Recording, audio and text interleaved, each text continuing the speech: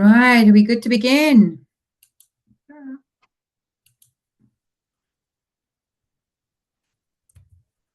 Okay, I'm just getting into my... Good evening, everyone. Good evening. Hi, I'm going to share my screen shortly. Right, welcome to this evening. We have quite this speaker with us this evening. So we have Deborah Oluwadele, Dr. Oluwadele, with us in the house tonight. She's going to talk about use case modeling from zero to hero using low cold plant UML. Now that sounds very interesting, Debs. I can't wait to hear all about it. So welcome.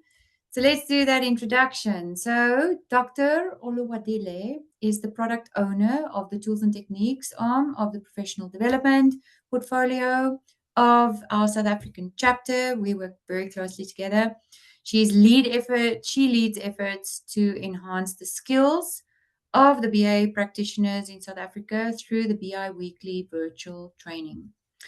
So with a PhD in telemedicine and over a decade of experience spanning business analysis, product management, learning facilitation, and curriculum development across built environment, retail, software development, education, and healthcare, she's leveraged artificial intelligence, we know it as AI, augmented reality, which is AR, and data analytics to then drive impactful and sustainable business solutions.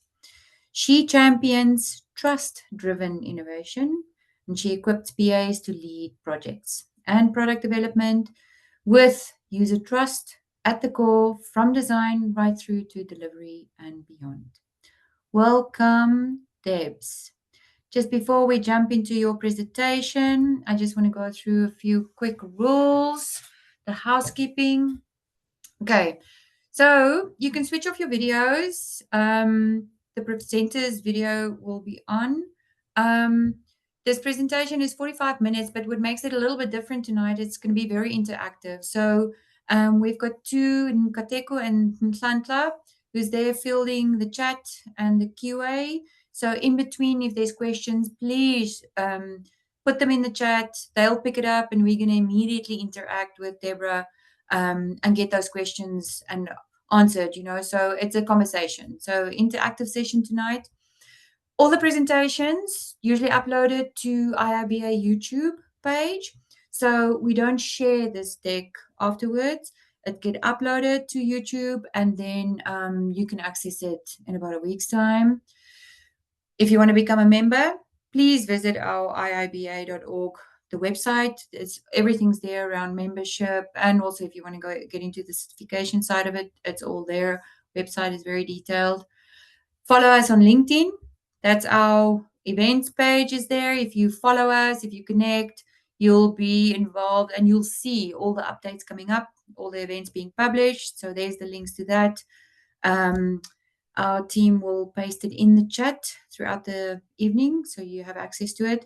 And then if there's any questions around tools and techniques, you can just get hold of us on professional development at southafrica.iiba.org.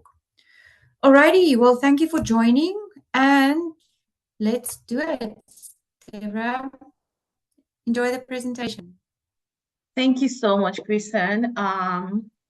Good evening, everyone, and welcome to this session. Kristen has done a good job with the introduction, and we don't have a lot of time, so I would want us to just jump into it as soon as possible. Kristen, I'm going to kick you out. Liana loves to do that, but I'm going to do that tonight. Please let me know what you see on the screen. Okay, I can see your slide, Deborah. Okay, with no notes? With notes. Okay, let's do the display setting. Okay, how is it now? There we go, perfect. Okay, awesome. Good evening once again, everyone. It's such a honor to be here and to be able to do this tonight. So a quick background. I jumped on a project around this time last year, and it was a very agile project where we had to be on our toes. It was challenging because it was a product development that was scoped for just a year from conceptualization to the delivery of the product. And I had to work with tech guys who were not so patient with the typical approach of doing things, especially modeling and getting back to them just for us to be able to define the requirement. And in the process, the CTO introduced me to Plant UML, because whenever we're talking about requirement, we had to work with domain experts. It was a construction project. We were meant to develop an augmented reality product in modern methods of construction somewhere in the UK. And it was, the back and forth was a lot because we had domain experts who were like big construction guys, Galliford Try, etc. And as much as they knew about their domain things, what they do and how they do it, they didn't understand, our own technicalities, or, the tools and the techniques that we use when we're trying to develop systems. So we had that gap where we really need to communicate with them in an agile way throughout the project.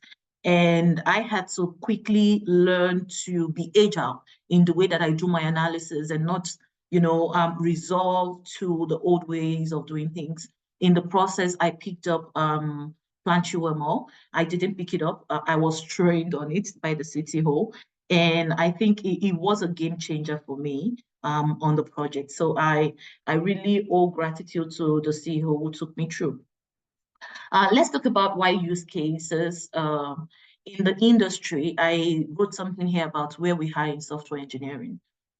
There's extremely rapid product development, and the use of Agile as the preferred development methodology in the industry. I think this has to do with, it depends on what domain you are at and what you do. But in my context, I see that this has to do with a lot of product development based on artificial intelligence, especially. That technology has been a game changer. There are a lot of products being developed in healthcare, in construction, in education, retail, in all domains that you can think about. Everyone is thinking about how to leverage artificial intelligence.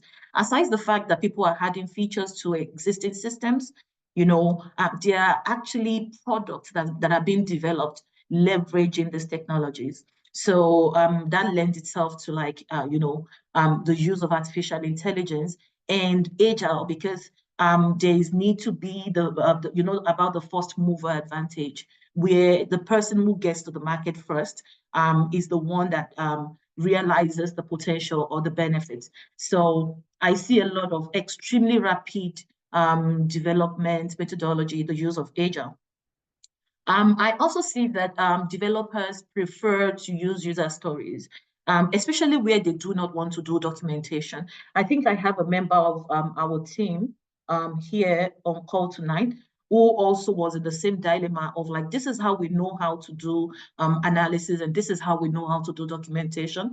As a matter of fact, I actually delegated tasks and said, you know what, you go and do all this documentation for us. And when we got into meetings with the project manager, with the product owner, as we would call it, the leader was like, no, we do not want documentation. And we're like, but no, we do not want documentation. This is what we want. So user stories actually led us into understanding exactly who the users are going to be and what the goals for the product is going to be. Based on the personas that we have. Okay, use cases are also important techniques. Eventually, after we analyzed the user stories and we went from like a big epic to like this is what this product is going to do. It's going to help this persona achieve this goal by doing X, Y, Z. We were able to take that down to use cases and start designing the system as it were. So we used the user story to elicit requirements about the business, the business side of the development. And then stepping into the development of the system itself, we started to break it down using use cases. We see that in very agile development methodologies, user stories are preferred. They might not even have documentation of like use cases, because it's not so much about documentation as it is getting a feature out and being able to validate the feature and get onto the next sprint. So that was the progression from user stories to use cases and then to narratives. And based on that, we had like a whole profile of documentation that we were able to present to the lead developers on the project. Okay, now we get back to what is happening in software engineering in your world. If you work already in the software engineering domain, whether you work in healthcare or in retail, I just would like to know what is happening. Christian, please, can you help us run the poll? And we want to know what is happening. What methods do you prefer? What methods do you use? Or more often than not, what methods do you use? If you can please take the poll as quickly as you can so that we can move. And this is going to help us understand what development methodologies are you using right now in the industry, or what is preferred? What do you use more? Question 2, I would like to know, what modeling techniques do you use for your business? Do you use UML? Do you use HRD, or you don't model at all? I would like to know, just to get a good feel of where you are at in software engineering at your place of work. Question 3, what UML diagram do you use for modeling? In case you use UML diagrams for modeling, which UML diagram do you use?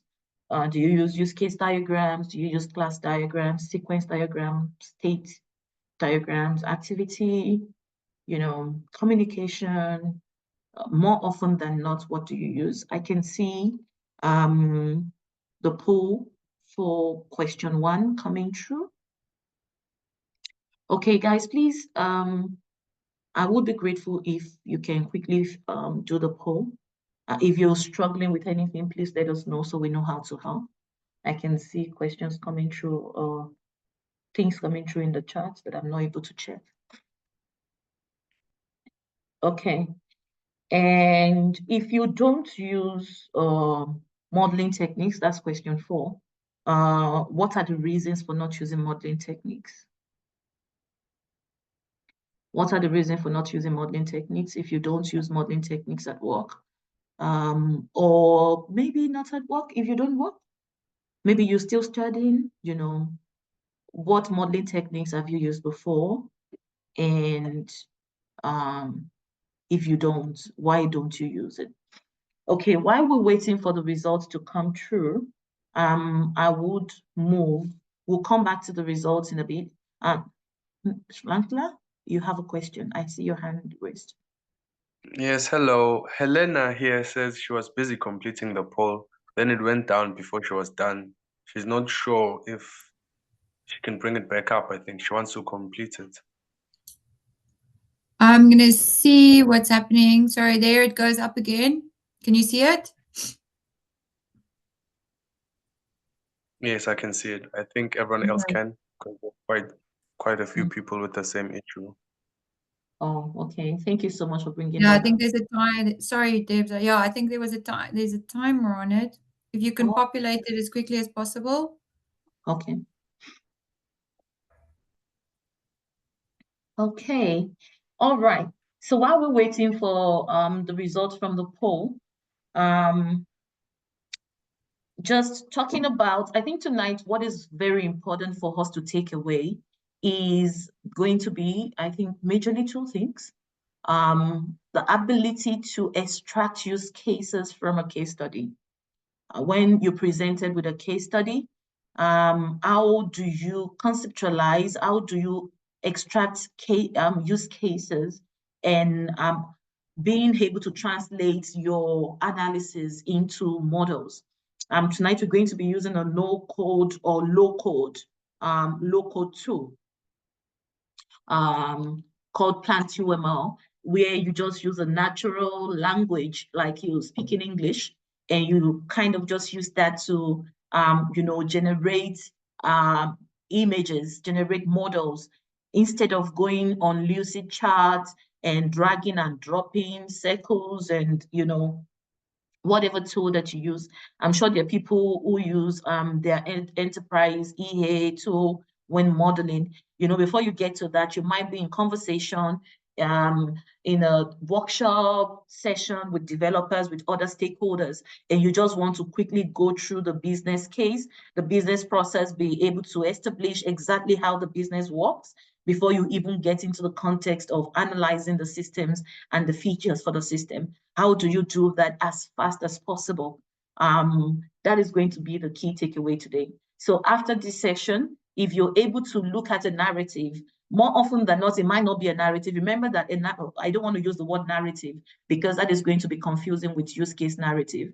But if you look at a case study or you look at a project document, and you're able to extract the roles, the different users of the potential system that you're going to be developing, you're able to assign use cases to those users, and you're able to show that and use that to generate conversation in a workshop to elicit for the requirement. I think our job here tonight is going to be done, and I'm really, really going to be fulfilled. Okay, let's progress. I'm going to hand the poll so that we don't spend a lot of time. In 30 seconds, I'm going to hand the poll so that we can move forward.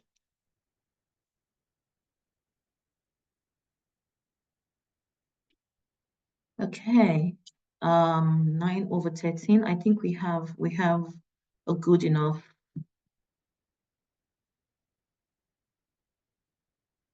Okay.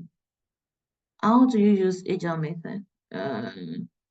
Christian, please, I don't know if you can help, because what I see here, I don't see the answers. I just see the, the graphs, the bars.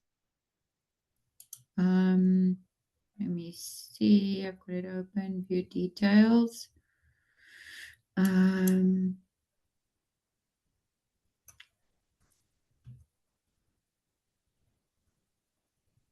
Use sharing, eh? So I see results by launched. Let me just share. Okay. Yeah, I can see them individually, Deborah. Oh. Yeah. It's not doing what it's meant to be to do. No, I can view the details for each question individually. I'm happy to send that through. Okay, maybe just put it in the chat or something so we can. I'll do that. Okay, all right. Okay. Thank you, Kristen. All right, while we're waiting for Kristen, it would be nice to see where we are at, so just we know the value of these tools, as it were, especially if you use any UML diagram, or maybe not a UML, maybe you use other notations, but it's just going to be really nice to see if and how you use these models at your places of work. All right. So this is just talking about the progression that I've seen in a very agile environment where time is very critical. User stories are used to just generate high-level requirements and to talk about the functionality of the software from the user's perspective. In most cases, in so many cases where we've done little projects, we've used user stories to just understand at high level what the requirement is going to look like. In this context, we did not even care about documentation. It was just generating conversation, understanding, creating shared understanding between the domain experts who we are working for, and us from the developer perspective to understand, for them to understand what we're going to do, and for us to understand what they need us to do, right? And then in an instance where we were developing, where like going not so extremely rapid programming, we were developing a product, we had to adhere to government policies with respect to the programming methodology that we use and the level of documentation that is required for us to be able to get, I think we needed even the documents for auditing purposes, where we couldn't claim money if we didn't show those documents. We had to use use case diagrams to support our user stories and to generate use case diagrams based on the user stories. And from the use case diagram, we generated narratives. I think I have a template of narrative. Please, if you want a use case narrative template, just put it in the chat so that we can, I think if we have an attach feature on Zoom, I can share a template that you can use at your place of work if you need one during the course of this meeting. So we use the narrative to just talk about the steps of each use case. And when we put that together, that was enough for us to just present and be able to get the boxes ticked for what our stakeholders required in terms of documentation.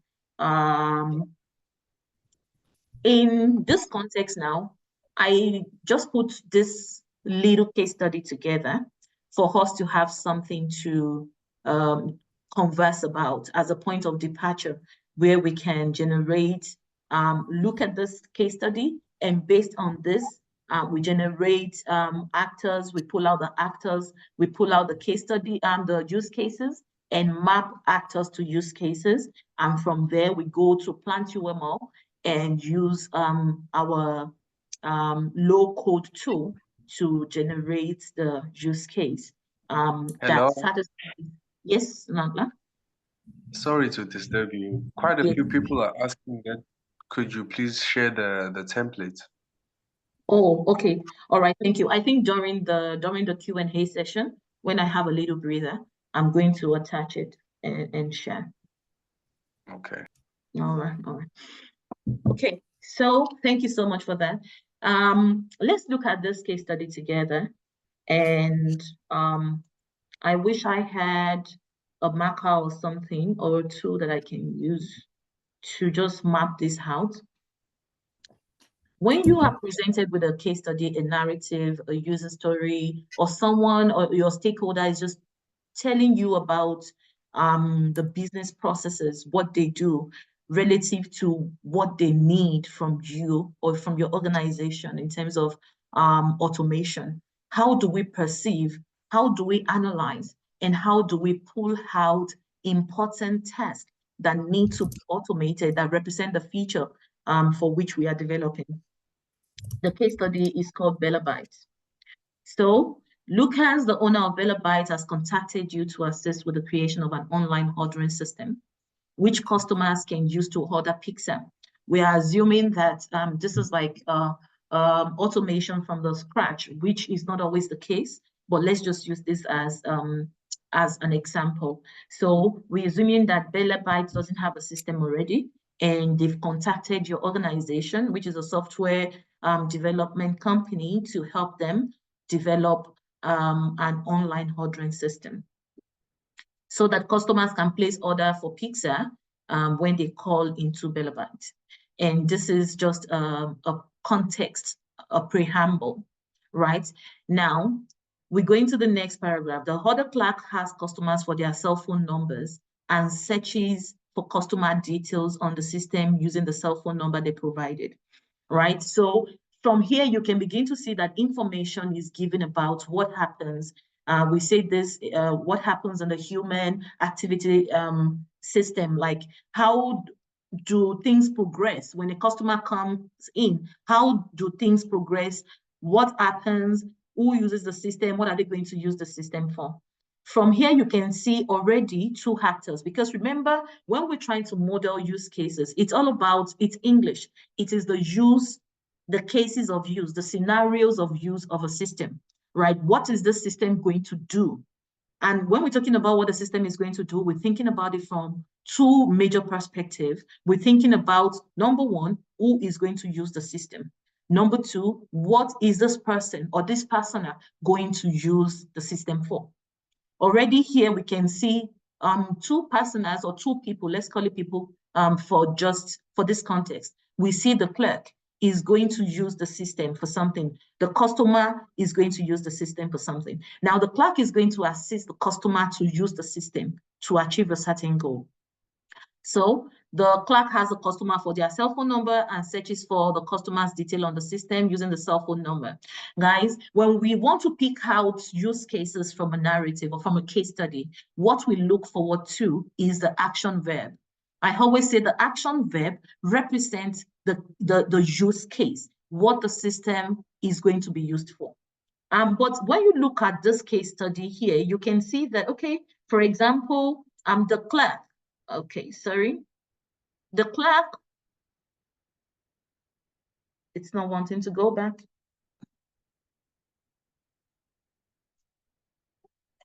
Sorry. Frozen. Okay, the clerk asked the customer for their cell phone number. If we're talking to amateurs, they can say, okay, clerk asked customer for cell phone number will be a use case, since that is an action word or an active verb. But we need to make differentiation between what is an active verb that is done out of the system and what is an active verb that is done within the system or using the system. So the clerk asking the customer for their cell phone number is not really something that is done within the system. It is done on cell phone, which is outside of the scope of the system. So that is not a use case, right? And then the customer provides their cell phone number. Once the customer provides their cell phone number, the clerk searches for the details on the system, right? And we can see this has to do with system now. The clerk searching the details of the customer on the system. And when we want to represent that as a use case, we just use like a 1 word, search system or search on the customer's subsystem, whatever, if we want to break it down into subsystems, right? So the clerk searches for the customer details. Once the customer details is found, the clerk will ask the customer if their delivery address has changed. As you can see, asking if the delivery address has changed is not so much of something that is done using the system. So that is an action word, that is an active verb, but it is not a system process. It is not done using the system. So that is not a use case. The clerk, other clerk updates the customer's delivery address on the system. That is another use case. That is our 3rd use case, which is update customer address or update delivery address. So from this first paragraph, we've been able to pick up about 3 use cases, and we've been able to pick up 2 actors. Don't forget that when we modeling use cases, what we're interested in is, number 1, actors, number 2, use cases, number 3, relationship between actors and use cases, and relationship between use cases and themselves. Right. So we've been able to identify 2 actors, 3 use cases, and let's not talk about relationship between use cases for now. We'll come to that later. So if the customer's phone number is not found, the other clerk has the customer for their first name, surname, etc., and adds them to the system. This is something that is done using the system. It talks about updating. So we can pick up that the system is going to update customer details if the details has changed. So that makes it 1, 2, 3 use cases already. Now, thereafter, the other clerk has the customer for the type of pizza they wish to order. And this is talking about our ordering subsystem within the Bella Bites restaurant system as a whole. And all of that, without spending too much time, I would like for you to, if you want to take a screenshot, you can take a screenshot, because when we move further, we're going to need to refer to this and come back and see, are we getting closer to what we want to achieve. Are we missing out on any actor? Are we missing out on any use case? So here, this is talking about the ordering process. Generally, depending on the organization you're working for and the notation that you use, I find it easier to break the use cases or the system down into subsystem. We might have the customer subsystem that takes care of all of the searching for customer details, for updating customer details, and for registering customer if they do not exist already on the system. And we have ordering system, which is where the customer can choose the menu that they want, and then they can pay. And I think that's about that. We can see somewhere else here, the system generates another number, calculates the amount due. The order clerk confirms the details and the total amount with the customer. It depends. Remember that this is not a rule of thumb. It depends on your context. The ordering can be done verbally. That means over the telephone. If the customer has to receive something from the system, that means it is a system feature or functionality. But here it just says they confirm the details. So we just assume that it is done via telephone. If you are doing this with your real life clients, you need to check. You need to drill down and ask them the question, how does the clerk confirm with the customer, so that you are sure that you are modeling the real business process. Thereafter, an order notification is sent to the kitchen manager. We can see another actor, who is the kitchen manager or the chef, as the case may be. And the status is set to submitted. The customer pays for the order using their bank cards after placing the order with the order clerk upon delivery, etc. Just keeping true. These are just constraints of the system. Cash is not accepted. Remember that we might represent that as a note, but here, for simplicity's sake, we're not going to go into that level of details. And the kitchen manager prepares the submitted order and updates the order status. Preparing the order is not necessarily a system process. It's not something that the manager or the chef uses the system to do. It means they just go to the kitchen and prepare the order, after which they update the status of the delivery to awaiting delivery. That we assume that they would use the system to do. So the kitchen manager needs to be able to update the order status, which is another use case. The kitchen manager or the chef is an actor. Okay, the driver is another actor. What does he do? He requests payment on delivery. That is one use case. He should be able to use the system to do that. Customers can pay using X, Y, and Z. Those are just constraints. And then the driver. What does the driver do? The same actor, he captures payment and updates the order status to delivery. We can see capturing and updating status is another use case that the driver is going to use the system to do. At the end of the day, the system must generate a daily sales report for the order clerk. This is generating a report. Here, I have different school of thoughts with regards to generating a report. We have people who said we can represent generating a report, we can represent it as a time actor. It means time is the actor that is going to trigger the use case of generating sales report. I have another school of thought who said, no, the clerk goes and uses the functionality of the system to generate daily reports. Depending on whatever your organization believes in or the way you model in your organization, you can assign that use case to the clerk, or you can assign it to time being a user or the initiator or the actor that triggers the use case of generate sales report. And the owner generates a monthly report. The same is true for this context. Okay, I think based on that narrative, what we've been able to establish is pick the actors. The actors are the users of the system in a use case model. They are the ones that are going to be using the system to achieve a certain goal. And we've been able to extract use cases. It means within the scope of the system that we're going to develop, what is this person or what is the actor going to be using the system to do? And we've been able to link what the actor is going to be using the system to do to the use case. what exactly they're going to be doing. And that is before, I think, let's just move forward so that it is not just totally visual. I think there's a diagram that I have that I can't see again. I can't believe it. I can't see my diagram. Okay. Is it hiding? 8. User stories. Okay, I can't see it, but I'm going to show my Plant UML now, so that should make up for it. All right, so as much as we're not focusing on EPIC, the advanced business analysts that are here, senior business analysts, know that more often than not in an agile environment, remember that agile methodology is a methodology that is quite iterative and incremental. It means that if we're going to develop a system, we develop based on functions. Nanda, you have a question? On the chat, someone asked that on the second paragraph, they can see 2 actors and 2 use case, search and update. What is the third use case? The third use case is it third paragraph. Let's go back to it.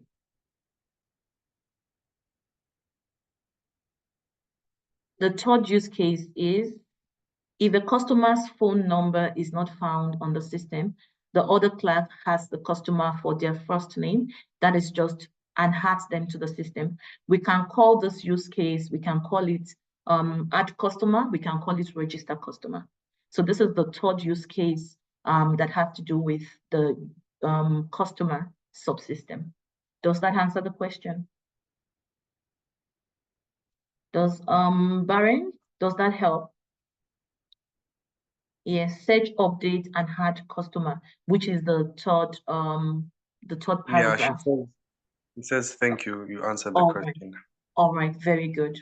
So already we have that high, because what we need is having a high. It doesn't help to be able to use Plant UML if we don't have that analytic high where we understand who are the actors, what do the actors need to use the system to do, what need are they meeting. Okay, going to EPIC.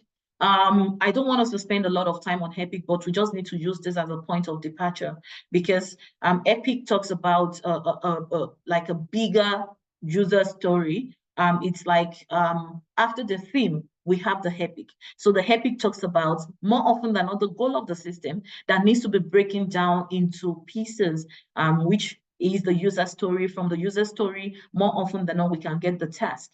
But from this context, we're going to go from EPIC.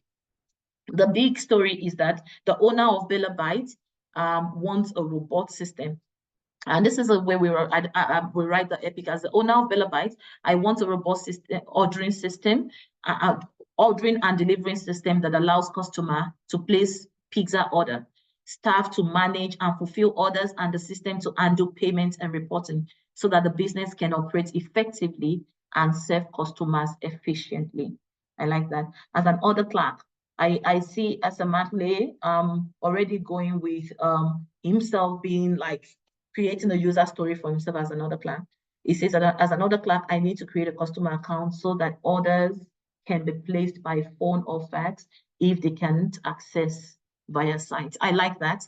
That is an example of a user story. We get into that soon. We have a hand raised. Yeah. One of the questions asks that as an order clerk, I need to create a customer account so orders can be placed by phone or fax if they can't access via the website. Yeah. Yes. I think that is more of a user story. So that's a user story for an order clerk. And if we look at the EPIC, remember that the EPIC is like a bigger user story. So the EPIC is, we can see from there, ordering of pizza and staff to manage and fulfill order. That falls within staff managing and fulfilling orders, right? We're going to move to, yeah. Sorry. Okay. All right, we're going to move from the EPIC, which is a bigger one, as you would see here. We have EPIC, and then we have user stories broken down from the EPICs that we have. We can generate user stories from those all Epic and use it to understand, number one, the roles, number two, what the goals of the user roles, what is going to be, and how they're going to use the system. As you would see, we have the role, the customer role, and what they intend to be able to use the system for. We have about 3 user stories generated for the customer role. As a customer, I want to place an order via phone so that I can receive pizzas at home. I want to be able to update my delivery address. When it changes, I want to be able to pay via card over the phone. And this, we can see that it represents the goals that the customer has for the system. Also, we have the order clerk. These are the goals that the order clerk has for the system. We have the kitchen manager or the chef. We have the driver. We have the owner. Typically, even from this alone, we've been able to break down the whole case study into roles and user stories. And I see that if it's a non-life critical project, if it's a project where we just want to get our MVP out and be able to use our MVP is a minimum viable product, which is just something that we can, like a prototype, a functional prototype that we can use to generate further requirements, or we can just use it and put it into production and fine tune it into the final product. The user story works very nicely. But in our context for tonight, we want to take it further from user stories to use cases. Sorry, my computer freezes. I think it's tired. Okay, so here is the table that I created for the use case. And I did this so that from here, we can just depart to Plant UML and begin to map and see what are the variables that we need and how do we represent this variable. I did something here that is not always the case in the industry. Remember that every organization has their own approach to modeling, and it's quite distinct to them. But for the case of analysis, for the context of our analysis this night, so that we can understand, I have created 3 or 4 categories of actors so that we can understand what does this actor do, because not all actors are the same. Remember that actors are like users of the system, but not just human users. They can be, let's think about them as trigger. They are the one that use the system to achieve a certain goal. We have PBA, which is a primary business actor. The PBA is usually the one for whom the system is designed to serve. It means we're developing the system to serve the customer to help them achieve X, Y, Z. The clerk is also an actor, but is a PSA, is a primary system actor. The primary system actor is not always the case. We don't always have primary system actor in every narrative, in every case study. But here, it is a person that interface between the use case or the system and the PBA. It means, for example, if you're developing an application for the Department of Home Affairs, if you walk into the Department of Home Affairs now, the system is designed to help you achieve some certain goals. But unfortunately, you're not able to use the system by yourself. Someone has to use the system to help you. Also, if you think about maybe McDonald's, when you get there to order food, except now that they're migrating to self-service, you might have to face the salesperson or the teller who helps you to order instead of you using it directly. And then we have the ESA, who is an external server that helps the use case to be realized by providing an information. We have the chef, and we have the use cases that have been generated and the relationship. And here we have include relationship. I would like to go further into that. Remember that if we're not able to conclude everything tonight, we might have another session where we take it further. But of utmost importance to us tonight is Plant UML. Plant UML is a very basic, robust tool that you can use to draw your use cases. And it's very easy to use. It's a scripting language. I said, if you hate to code, what should you do? Ask ChatGPT. ChatGPT can generate the scripts that you need for you. You just use your natural language to ask ChatGPT to use Plant UML, and in 2 minutes, you're done. But from here, let's just quickly go to our our plant UML because we are running out of time.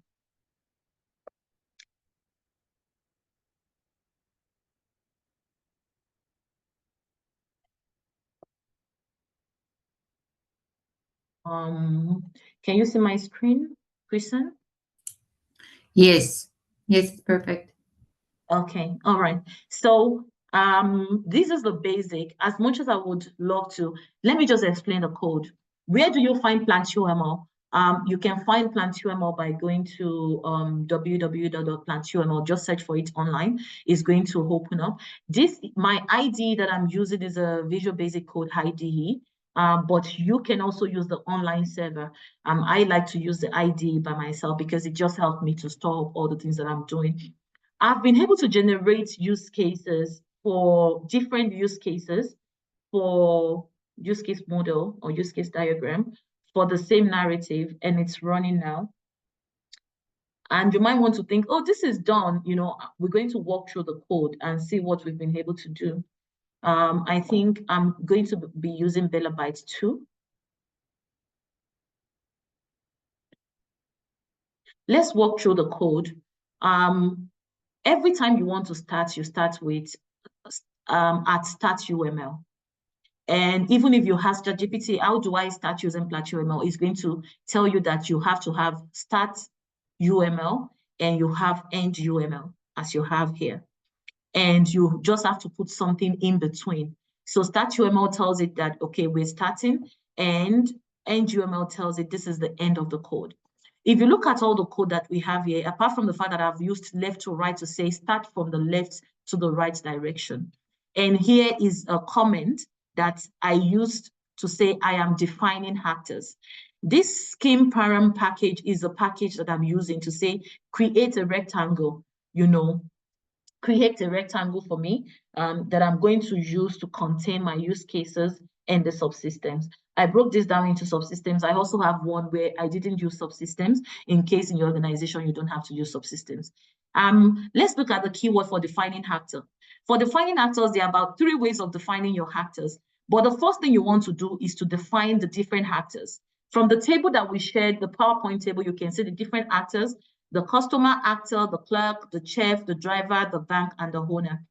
This here, it's saying that just put PBA to say this person is a primary business actor, this person is a primary server actor. You don't have to put that. And I said CTM, actor, customer as CTM. It means I'm just giving them short names, because when I start to give or assign use cases, as you can see, CLK is what? Is the clerk. So I said CLK, assign use case 2 to CLK. I don't want to be writing clerk. I don't want to be writing the name of the use case. So I had to define this as actor chef as CHF.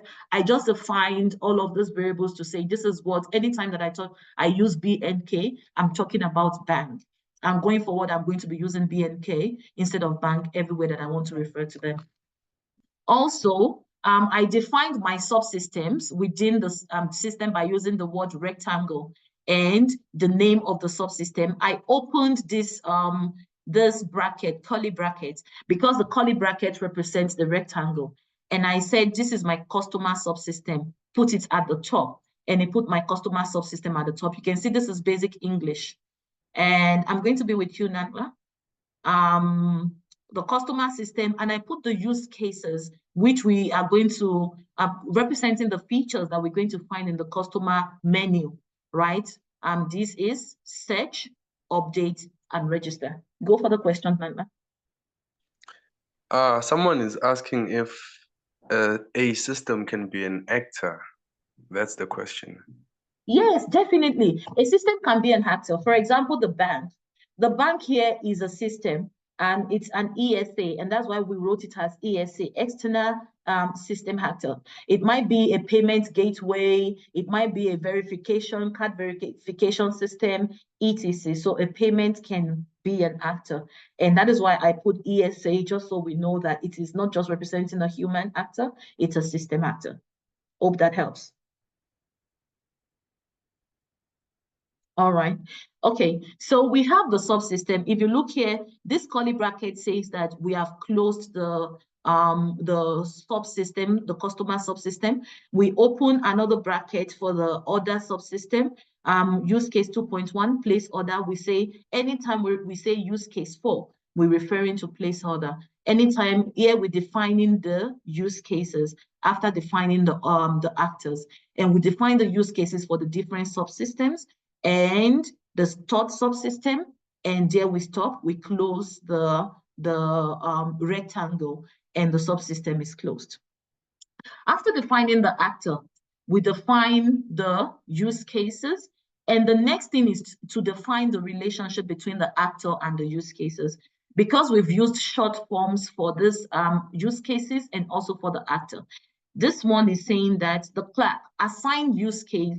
Anytime we have this sign here, for example, CLK, we just use dash, dash, dash, and the greater than sign. It means that is a use case arrow. Assign it to use case 1. When we're using our plant UML, we run our code as we're drawing by using Alt and D. Alt and D just runs it and gives us whatever we've done. It adjusts it and brings it out in terms of diagram. Now, we assign all the use cases, and after which we define relationship, include relationship where one use case uses another use case, right? For example, for generate daily report to be executed, we need to fetch data and we need to format the report. Also, for you to be able to update details, you need to search the details. For you to be able to register, you need to search the customer details also. So we define relationship between use cases, and then we end our UML, and we use Alt and D to run it.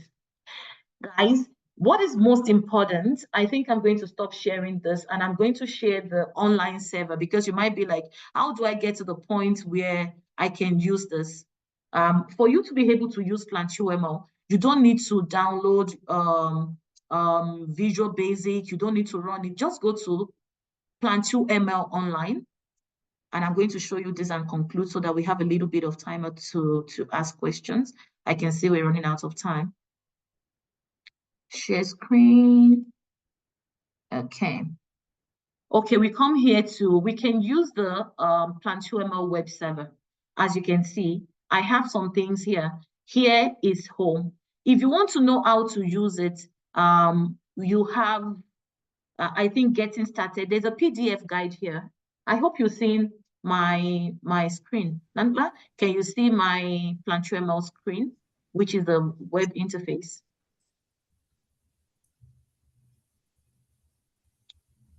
Please let me know what you. Okay, all right. Yes, we can see. Guys, if you download this user guide here, you will be able to guide yourself. You have the manual that helps you to know what to do, where to go to use this tool. I do not work for this company. I do not have a share. I do not sell their product, but I've just found out that this is very, very helpful, because all you need to do is just analyze your case study, generate the actors, generate the use cases, and do it yourself. Or maybe you can use ChatGPT to start learning. I don't know why it's not, I think I'm hooked. You can use ChatGPT to start learning by asking, okay, I'm using Plant UML and I want to do this and that, guide me. And it guides you. Once it guides you, you come to the online server here and you put whatever code you copy from ChatGPT. For example, we have this code here, you submit it here. And using the online server, you can see, this is a sequence diagram, right? You can see your diagram coming through, and you can have your use case diagram, you can have communication diagram, you can have sequence diagram, whatever diagram you want to generate, you can generate it using Plant UML. I've almost finished using my time and I'm so sorry. There's a lot to learn.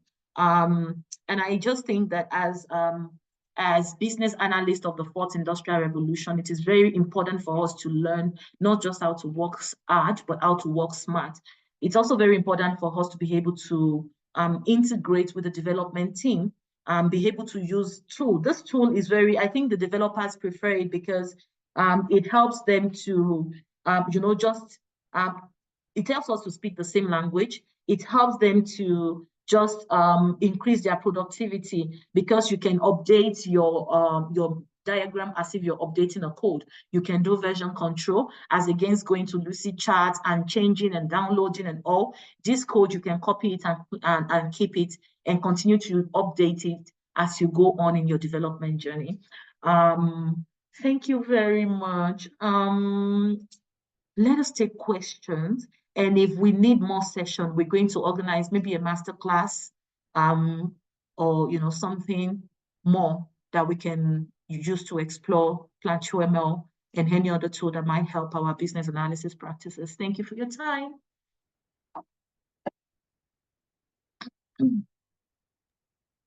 Hello. Hi. So I think you answered these questions, but I'd just like to point them out once again. Okay. One person asked about the code. They asked if it was generated. Yeah, it was generated from a used use case diagram. Used use case diagram. Yeah, I'm not quite sure if there was a spelling mistake or what, but that's what the question says. Oh, you can unmute yourself and ask questions. If that was your question, please unmute yourself and ask questions. And the final one was, how do I learn to use UML if I have no technical background? Okay, I think someone wants to talk. We'll be with you again, Nantla. Okay. Still attempting to create. Yeah, I'm the one who posted that question on the code because you went through the code to explain the use case, the relationships. I was asking that code that you were going through. Did you write code or it was generated from the use case? If you put the actors and everything and underneath the code is generated. That was the question. Yes. As you would see, there is a case study, right? So this is like the use case generated from that case study. So I had to write all of this from the scratch. And it's so easy, I promise you. You don't have to like rack your head. And it ties in with the next question that we have about your technicality. Do you have to be technical? I think in this time and age, you don't need technicality. You just need the ability to be able to learn. Adaptive learning is more of the skill that you need. So all of this is from a scratch. Yeah. I'm listening. Can you hear me? Sorry, Deborah, because you had the code you had the code, probably it's on your right, on your left, and that's the diagram on the right. Which one is generated from the other? Is the diagram generated? Yes, the diagram is generated from the code.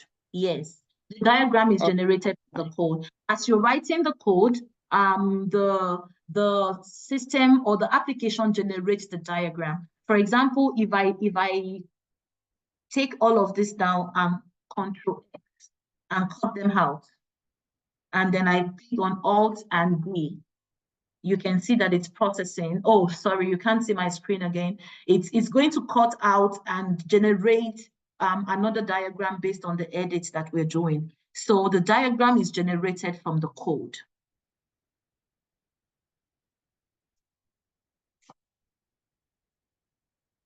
Okay, thanks. I understand. It's my pleasure. It's my pleasure. Okay. Yes. We have another question, Natla. I think someone is asking, if you are not a technical person, how can you use Plant UML or how can you use UML? Please, can you fine-tune the question? Yes, that was the question. It said, how do I learn how to use Plant UML if I have no technical background? Yes, thank you. Like I said, you can go to Plant UML and download you're going to see the, I think the guide. There's a guide there. You can use the guide to walk yourself through, number one. Number two, and the fastest thing to do to hasten your learning journey is to just use ChatGPT and ask questions from ChatGPT. I want to do this using Plant UML. Please guide me. And okay, what does this mean? You copy the code, you put it on the online server, and you see it generate the use case for you, and you use that to ask further question, and you use that to inform your learning journey. Now, remember that I'm not saying use that to generate the code that your organization needs, and you, depending on how stiff your organization is in terms of using generative AI, but remember that it is not AI doing the job for you. It is you using AI or generative AI as a vehicle to achieve your goal. So it might just be, okay, now we have a model. Is this what you're looking at? No, it is not. Okay, you go forward. Instead of doing that every time using Lucidchart and spending 2 hours, 3 hours designing a model, you can do it in about 15 minutes, you know, using Plant UML, and you can keep going back to your code and updating the code as, you know, things change.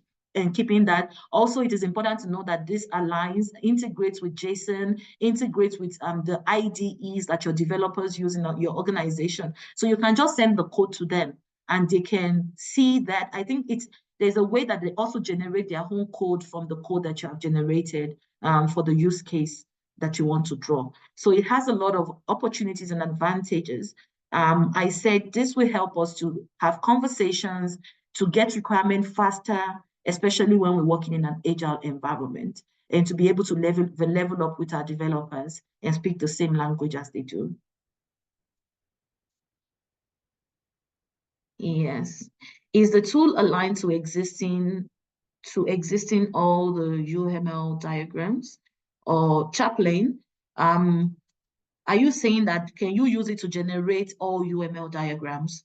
I think quite a number of UML diagrams that I know, yes. You can use it to generate class diagrams, activity diagram, sequence diagrams, state machine diagrams, a whole lot. Yes, yes. Awesome, awesome. We are 2 minutes beyond schedule. A solution overview diagram. I think it does, Catherine. I think I've seen something like that before, a solution overview. I would like to check again, but I think I've seen something like that, although I haven't used it to generate a solution overview diagram. Yes, yes, yes, we'll take it further. Yes, you can't do it by yourself, you know. Just I think it's high time we start speaking to our bosses in our organization and telling them, look at this, I learned about this, what are your reservations? Because remember, reservations are like context specific. So I might have my reservation, my company might have their reservation and policy, but yeah, I would rather want you to ask your line manager and say, see what I've discovered, these are the things it can help us to do. You know, we'll be cutting time by half. We can, you know, have more conversations and work faster. What do you think? And what are the policies of our work regarding this kind of tool? Yeah, Daisy, I hope that helps.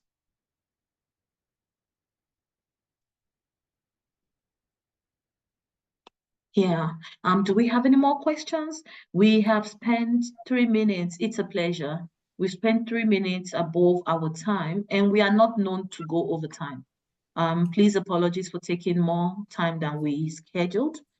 We will follow up. Please write us. Yeah, write to us, email us.